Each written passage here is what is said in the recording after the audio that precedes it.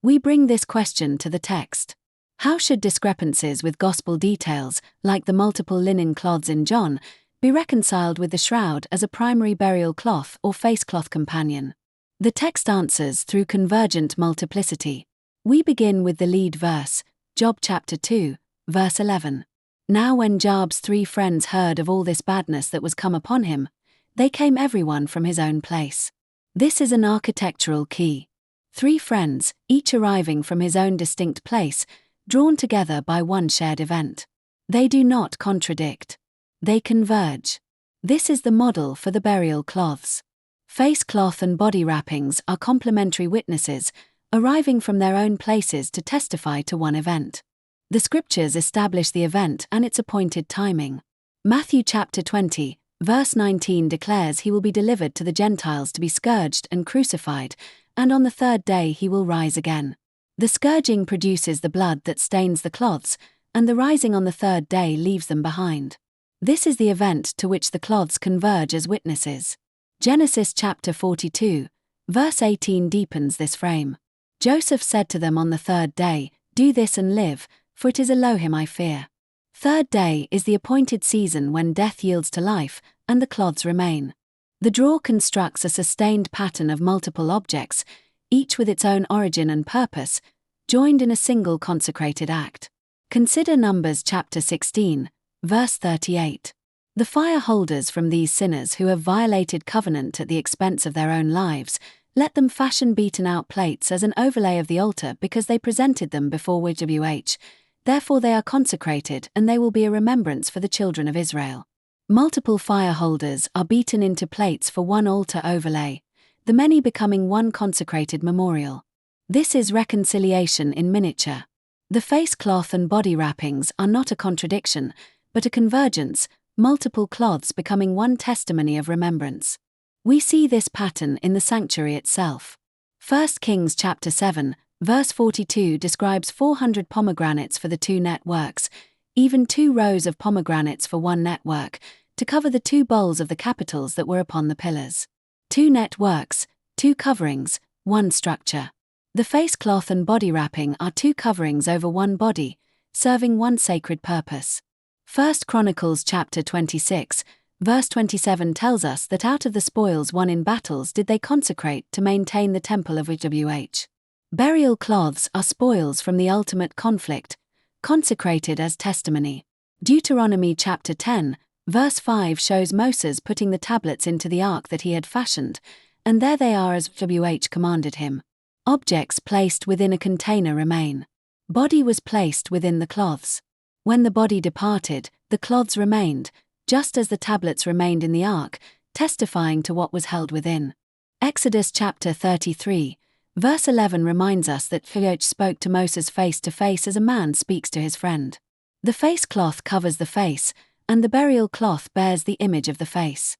Encounter is face to face, and the cloths together preserve this, attending to different dimensions of reality. Perhaps the most direct word to our question comes through Hebrews chapter 11, verse 4.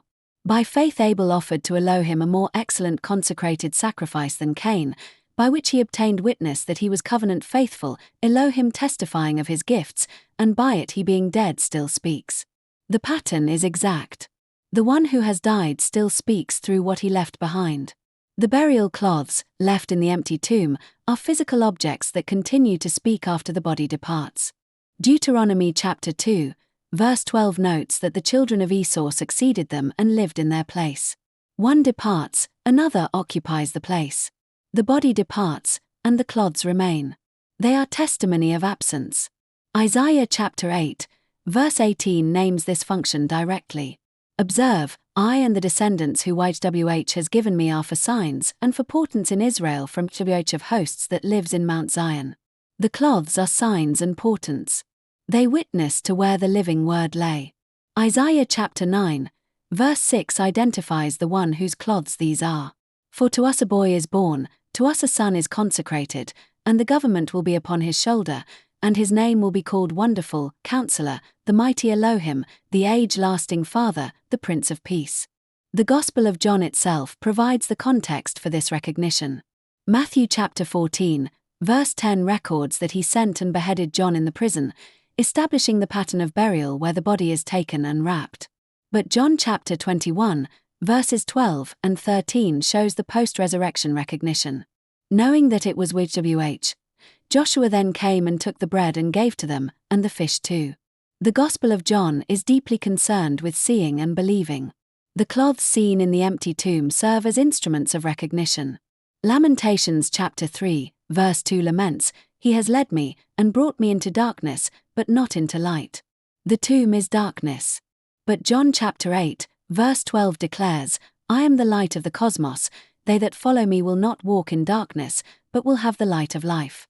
Ephesians chapter 5, verses 7 and 8 confirms, "You were formerly in darkness, but now you are light in WH, walk as children of light." The cloths were left in the darkness of the tomb. The light departed, leaving the residue of its passage through death. Yet a salutary tension remains.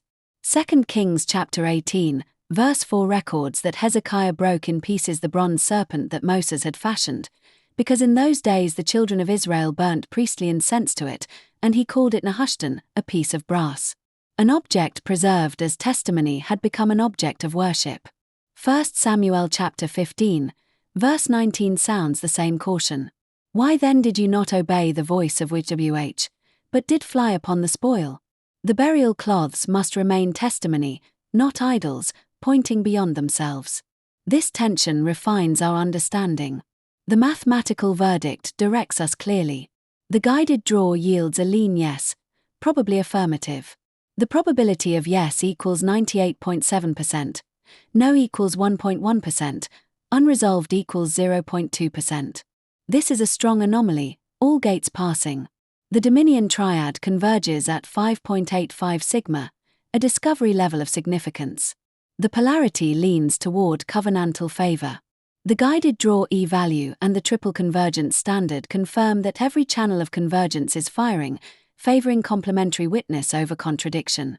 How then should discrepancies with gospel details be reconciled with the shroud as a primary burial cloth or face cloth companion?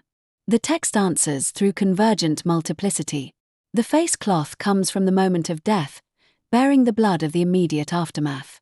The body wrappings come from the burial preparation, bearing the image of the whole body. Each arrives from its own place, its own stage of the passion, and together they converge on one event, one body, one testimony. This is the architecture of remembrance. Multiple cloths from multiple places, each serving its own purpose, are not a contradiction of a primary burial cloth, but its completion.